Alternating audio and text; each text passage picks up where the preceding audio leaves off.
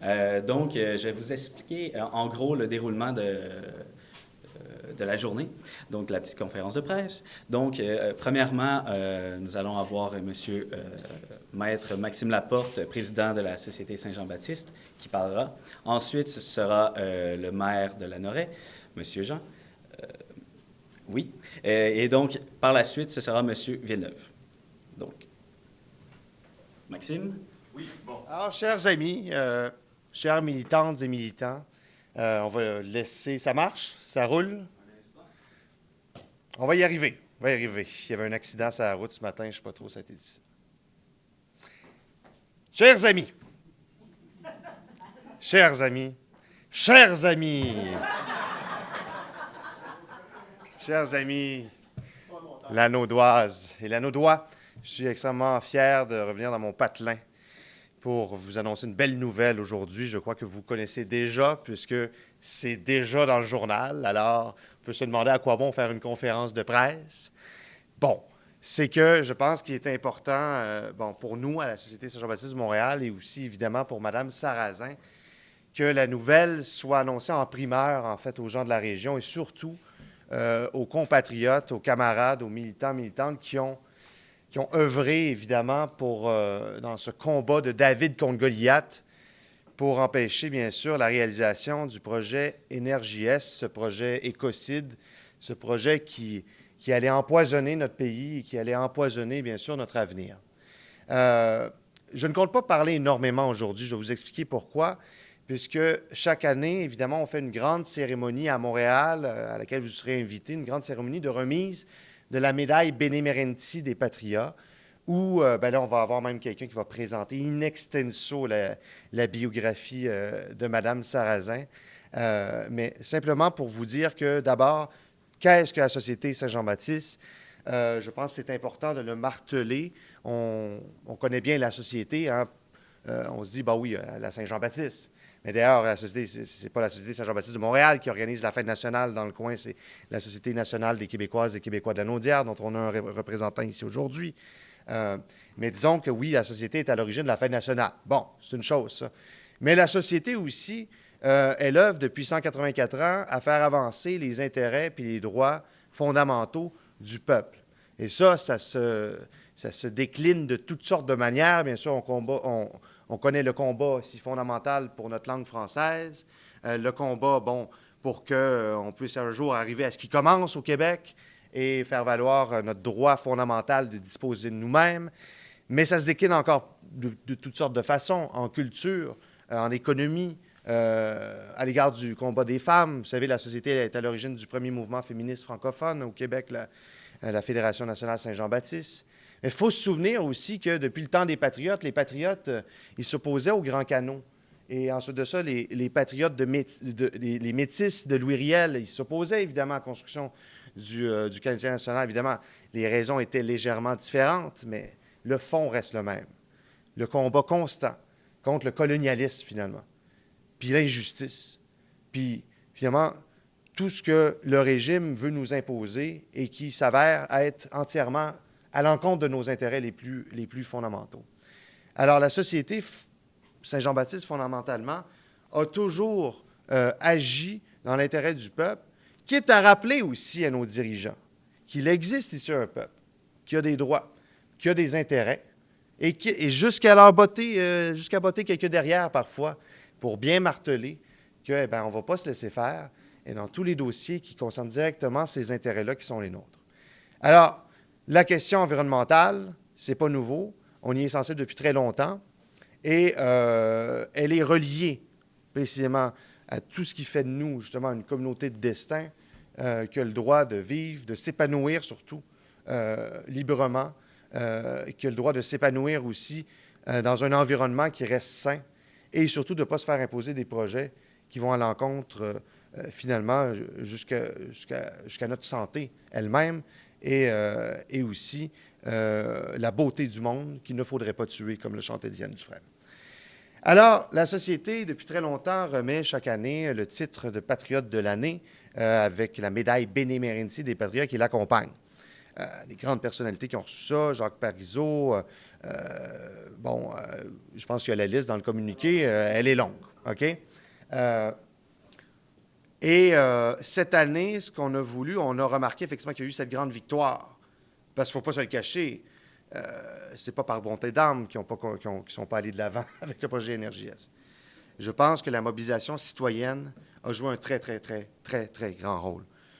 Alors, on voulait marteler ça et on voulait aussi dire au monde entier, s'il le faut, que ce genre de combat-là, ça part de la base. Et puis, à la base, il y a des gens qui se distinguent comme pas un et qu'il faut applaudir.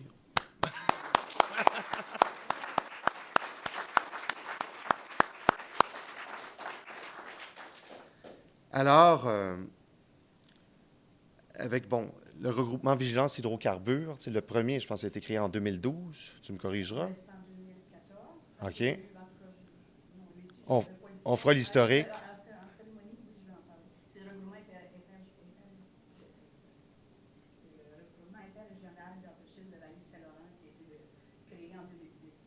Parfait. Bon, écoutez, toujours est-il, ce que je veux dire, c'est que le rôle de pionnière aux côtés de tout le monde, puis je pense, Mme Sarrazin, évidemment, dans nos échanges téléphoniques, courriels, à chaque fois, elle disait, écoute, je suis bien heureuse, je pense, de recevoir le prix, mais évidemment, on le partage avec tout le monde. C'est-à-dire que oui, on a une grande militante qui est ici, qui a fait énormément pour faire avancer la cause, mais bien sûr, ce prix-là, en fait, il s'adresse, parce qu'on est obligé de le donner à une personne. On le donnerait bien à l'ensemble du regroupement, à l'ensemble du mouvement. Mais bon, alors ce qui est ressorti, c'est ça. Puis aussi, on a un jury. On a un jury formé notamment d'anciens patriotes de l'année, notamment Robert Laplante, directeur général de l'Institut de recherche en économie contemporaine, qui, de manière passionnée, nous a dit non, le titre patriote de l'année, il faut qu'il aille à Mme Sarrazin cette année. Alors, on l'a écouté, puis la décision a été unanime.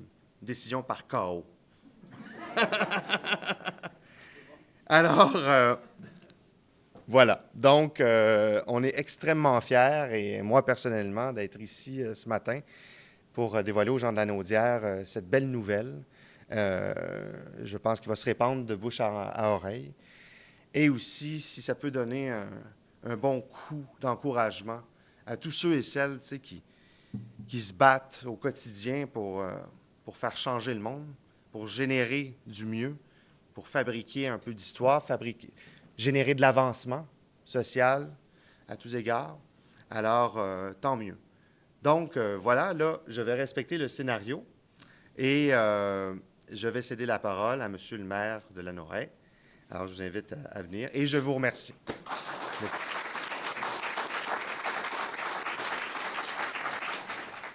Bien le bonjour. Moi, je suis... je salue Mme Sarrazin. Ce matin, je me suis levé avec ça. Je me suis réveillé cette nuit en pensant à ça. Je dois vous avouer que je suis très ému de savoir que Mme Sarrazin, qui est à la tête, qui a parti tout ce mouvement-là, puis on le sait comme Monsieur Laporte le disait, c'est qu'effectivement, ça vient des gens de la région qui nous ont sensibilisés, les élus, il faut bien le dire. Puis c'est de là, moi, vous savez, j'ai toujours, depuis que je suis tout jeune, j'ai toujours dit, le vrai gouvernement, c'est le peuple. Puis ça devrait toujours partir du peuple. Puis ça devrait toujours partir de la base. Puis qu'on regarde dans n'importe quelle organisation. Moi, je suis retraité de la STM, puis je me souviens, on a eu un directeur général qui était très près de la base, qui est aujourd'hui décédé, M. Traitley-Lacombe. Et puis, lui, il nous avait recommandé aux gestionnaires de lire un livre qui s'appelle encore « À contre-courant » de Ricardo Semler, où est-ce que M. Semler, lui, dans son entreprise, c'est les gens de la base qui nommaient leurs gestionnaires. C'est les gens de la base qui...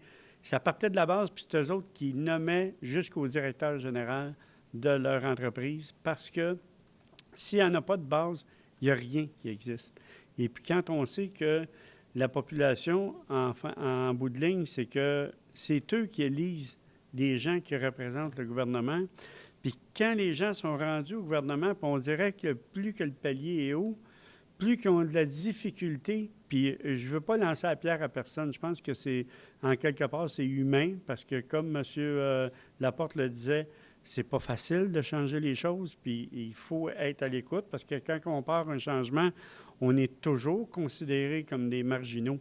Mais dans le fond, c'est la marginalité qui fait qu'on évolue. Si on n'avait pas cette marginalité-là, on n'évoluerait pas comme on sait qu'on a évolué depuis les quelques centaines de dernières années. Mais tout ça pour dire que quand on arrive en haut, moi je le sais encore aujourd'hui, je suis... puis c'est grâce au mouvement de vigilance hydrocarbures, Mme Sarrazin, bon, j'ai Mme Boisjoli en tête, qui s'est beaucoup occupée ici au niveau du comité de vigilance hydrocarbures, et puis qui est venu nous sensibiliser. Puis moi, c'est venu me remettre en question, parce que moi, j'ai été élu en 2013, à la fin 2013, novembre 2013, à la mairie. Et puis, déjà, là, ça commençait là, au niveau de NRJS. Puis là, bien, ce qu'on entendait en tant qu'élu, bien oui, alors c'est fédéral, puis on ne peut rien faire contre le fédéral. Puis moi, j'ai toujours eu comme principe, je le disais à quelqu'un du ministère des Transports cette semaine, qui me disait, ça va être très difficile d'avoir une traverse de piétons à tel endroit. Bien, j'ai dit, monsieur, pour moi, difficile, ça ne veut pas dire impossible. Et puis, c'est ça quand on dit que ça a été une bataille que tout le monde pensait perdue d'avance parce que c'était contre NRJS. Aujourd'hui, on est rendu à se battre contre le règlement de prélèvement de l'eau et sa protection, qui, on le sait, on est rendu à 400 municipalités qui ont adopté des règlements, puis encore là, le gouvernement n'est pas capable de nous donner sa position juste. Là, on travaille là-dessus. On organise une rencontre avec les élus encore à Drummondville cette année. Bon, je ne veux pas m'étendre trop longtemps, mais tout ça pour dire comment est-ce que, pour moi, ça m'a ému de savoir que Mme Sarrazin, et puis je remercie encore une fois la population, puis je connais plusieurs d'entre vous où est-ce que on s'est déjà parlé, tout ça, puis je vous encourage à toujours continuer à pousser parce qu'on a besoin de ça. La même chose que dans les familles qui est le plus micro-gouvernement qui existe, dans les familles où est-ce que les enfants ont besoin de pousser sur les parents pour les faire évoluer, parce que sinon, quand on est dans notre power trip, excusez le terme, là, puis on vit tout ça un jour, bien, à un moment donné, on a de la misère, puis notre ego embarque, puis on a de la misère à écouter ceux qui viennent de la base. Puis dans le fond, c'est ça qu'il faut faire pour si on veut continuer à évoluer. Donc, félicitations, puis on va pouvoir s'en parler plus longuement. Puis merci de votre écoute. Merci. Alors, vous dire à quel point moi je suis heureux, mais vraiment heureux d'être ici ce matin. Et quand j'ai appris la nouvelle, écoutez, Mme Sarrazin, à tout honneur, à tout seigneur, tout honneur, je vous salue la première. Merci d'être là. Merci d'être dans nos vies, dans vos vies. Vous avez fait un travail colossal. Avant d'aller plus loin, je veux saluer, évidemment, M. le maire. On est à Lanoraie. Alors, pour les caméras, les gens qui nous écoutent, nous sommes à Lanoraie, dans la municipalité de Lanoraie, bien sûr, avec M. le maire. M. le président de la Société Saint-Jean-Baptiste, M. Laporte, bienvenue chez nous. Vous êtes toujours le bienvenu ici. Je veux saluer aussi M. Godette, qui est président, donc, section Lanaudière de la Société Saint-Jean-Baptiste. Mme Lachapelle, qui représente RVHQ, ce que vous voyez à l'avant ici, donc le mouvement national, si on peut dire ça comme ça.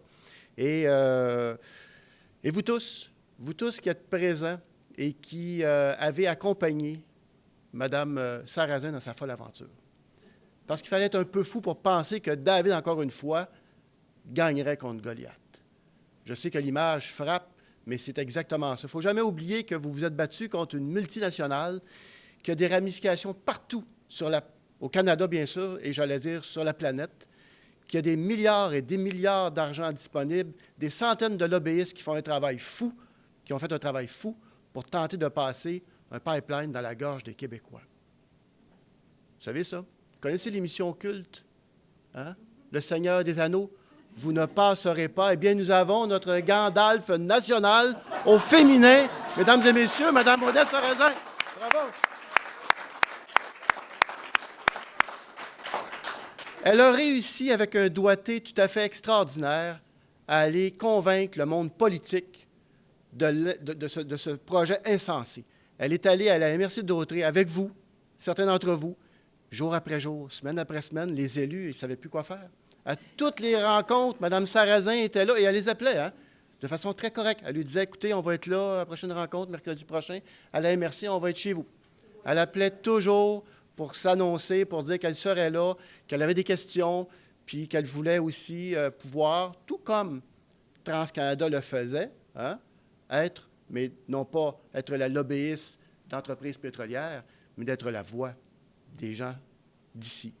Et ça, c'est drôlement important. Elle a donc réussi à fédérer le monde politique, puis Dieu sait que ça n'a pas été facile dans certaines régions, on ne les nommera pas, parce que d'autres places étaient plus difficiles. Ici, on a eu un bel accueil. D'ailleurs, il faut dire que dans la MRC d'Autrey, c'est la première étude environnementale sur le projet Énergie-Est, la première étude environnementale indépendante qui a été commandée de façon extrêmement objective et indépendante par les maires de la MRC d'Autrey pour connaître un peu plus le projet. Et quand même, c'est quand même assez extraordinaire. Hein? On a un projet qui veut nous être imposé et il a fallu qu'une dame se lève, réunisse des gens comme vous, aille à la MRC pendant près d'1 an pour réussir à convaincre les élus que ça n'avait pas de bon sens, ce projet-là, que ça menaçait notre environnement, ici présent, local, bien sûr, régional, national et international. Parce que c'est un projet qui, de toute évidence, est rejeté par l'ensemble. On parle du GIEC, on parle des scientifiques à travers le monde. Non seulement il ne passera pas, mais laissez-le là. Laissez ce pétrole sale là où il se trouve. Et les générations futures verront ce qu'ils en feront. Mais pour l'heure, après avoir libéré, depuis la période pré-industrielle, donc à peu près 150 ans, avoir libéré peut-être 70-80 des énergies fossiles que la mère nature, que la planète a mis 80 millions d'années à mettre là et qu'on libère dans l'atmosphère comme ça tout d'un coup, bien, il ne faut pas se poser des questions après ça si on a des problèmes de santé, si on a des problèmes de réchauffement planétaire, si on a des problèmes climatiques de tout ordre. Hein, monter des eaux d'1 mètre d'ici 2100, puis peut-être que le pronostic n'est pas encore assez précis. Ça peut peut-être être plus rapide. On va espérer que non. Alors, écoutez, moi aussi, je ne veux pas trop m'étendre. J'avais un texte. Vous avez vu, je n'ai pas utilisé le texte. Je remercie M. Tocco qui m'a pondu un texte. Je ne l'ai pas lu intégralement, mais il y a des éléments qui s'y retrouvent dans ce que je viens de vous dire. Et je veux terminer. M. le maire en a parlé.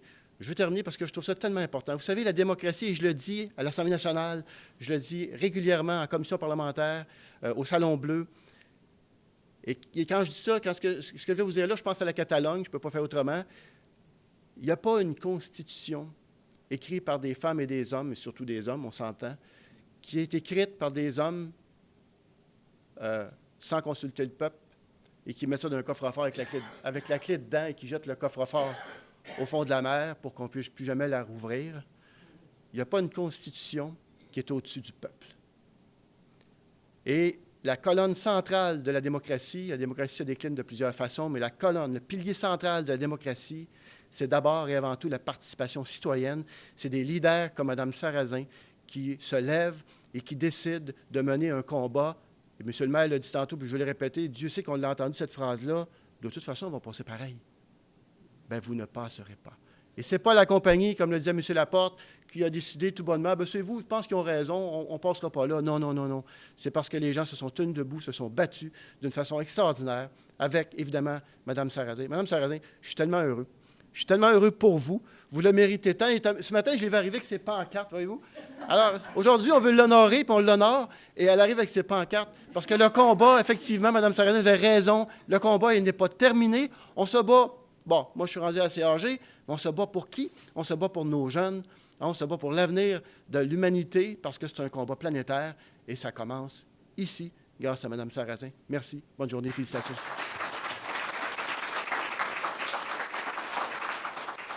Bien, ça va être à votre tour de parler d'amour, Mme Sarrazin.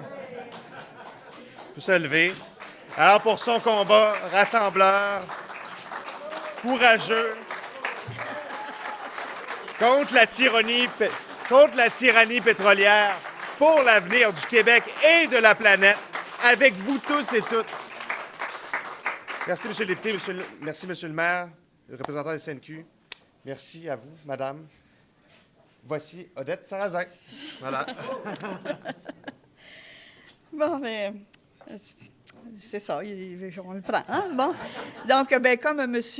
Villeneuve a remercié les gens qui sont ici, moi, je remercie la Société Saint-Jean-Baptiste, c'est ça, pour Bien, cette organisation, c'était vraiment inattendu. Donc, je ne ferai pas les salutations, mais peut-être pour tous les responsables aujourd'hui des MRC. Écoute, on va se reprendre. Grande respiration. Je veux remercier Céline Lachapelle qui représente le RVHQ et aussi tous les responsables, messieurs, madame, les responsables des comités de citoyens. C'est grâce à vous que je suis ici. Comme je dis, moi, je suis le porteur du drapeau, mais j'ai toute une équipe derrière moi ou avec moi. Donc, je me permets de vous faire une mise en situation. Premièrement, nous sommes ici en territoire autochtone non cédé. Deuxièmement, nous avons le sous-sol sous nos pieds est sous permis gazier octroyé à Junex avec droits immobiliers. Patriote de l'année. Je ne savais pas quoi faire avec ça, mais à bien y penser, mais pourquoi pas? Patriote de l'année. Qu'est-ce qui motive mon engagement?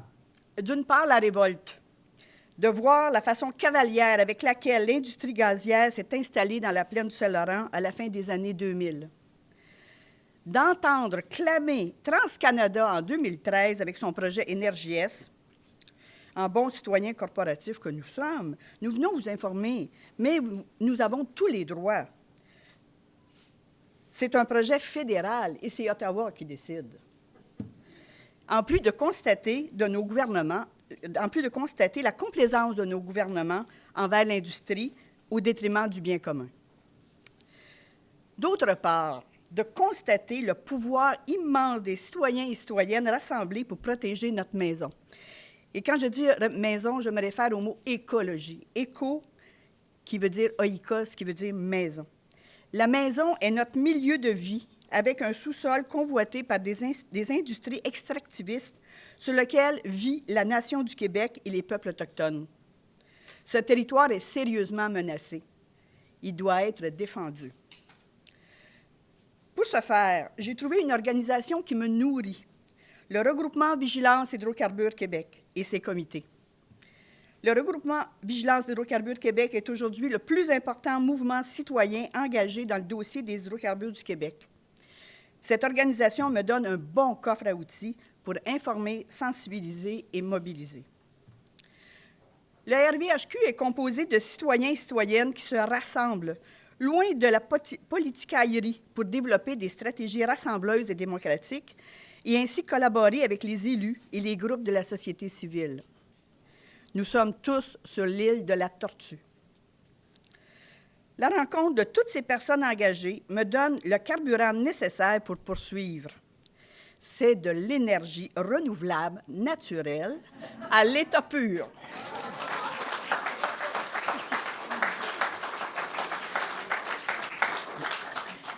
Mon souhait le plus cher, c'est que mes actions inspirent les hommes et les femmes du Québec, et particulièrement les jeunes qui sont les prochains titulaires de la maison. Je voudrais dire à ces jeunes de ne pas se laisser abattre par les monstres et que tout est possible à partir du moment où on s'engage. C'est en s'engageant qu'on va finir par avoir la société qu'on veut. Est-ce que la fin d'Énergie-S signe la fin de la mobilisation? Ah non! Au contraire, la lutte se poursuit et s'intensifie. Pierre-Idée et Junex convoitent la Gaspésie. Quant à Quester, elle a les yeux rivés sur Bécancour-Lotbinière. Nous ne laisserons pas le sous-sol du Québec à l'industrie gazière et pétrolière. Chacune et chacun à notre manière, avec les talents, capacités et disponibilités qui nous sont propres, nous avons contribué à stopper le rouleau compresseur d'une industrie et de gouvernements complices qui n'avaient aucune intention d'écouter la voix citoyenne. Aucun effort n'est inutile. Aucun. Pour préserver l'intégrité du territoire et pour répondre à l'urgence climatique. Nous poursuivrons. Je vous invite en terminant à participer à l'opération « Vous ne passerez pas ». Je vous invite à prendre un engagement citoyen personnel, mais prenons cet engagement pour nous-mêmes, pour l'avenir de nos enfants, pour l'avenir du Québec, pour l'avenir de la planète.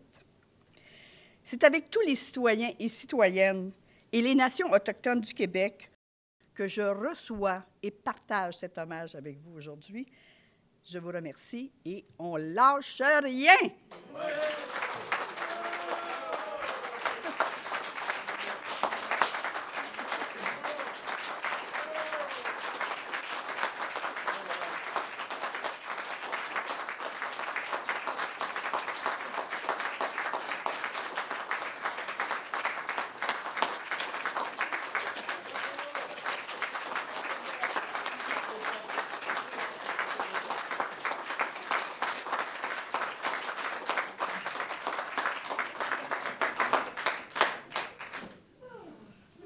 Merci tout le monde de se déplacer. Je pensais que c'était une petite conférence de presse avec députés, maires, tout ça. Fait que ça va être un rendez-vous. En fond, je n'ai pas dit la date, je vais vous le dire, le 26 février, à la maison Luigi Duvernay, 82 rue Sherbrooke-Ouest à Montréal. Alors, vous êtes tous et toutes invités à la cérémonie. Là, ça va être très, très beau. Ça va être à 19h. Combien de places vous avez, là? Ça dépendra. Un grand écran. Ça va rouler, là. Ah, ok, oui. Si on voit qu'on a trop de gens, ça devrait aller, ça devrait aller. Puis on va privilégier, bien sûr, les alliés de la cause environnementale. Puis lutte contre la tyrannie pétrolière, la pétrocratie canadienne. Voilà, merci beaucoup.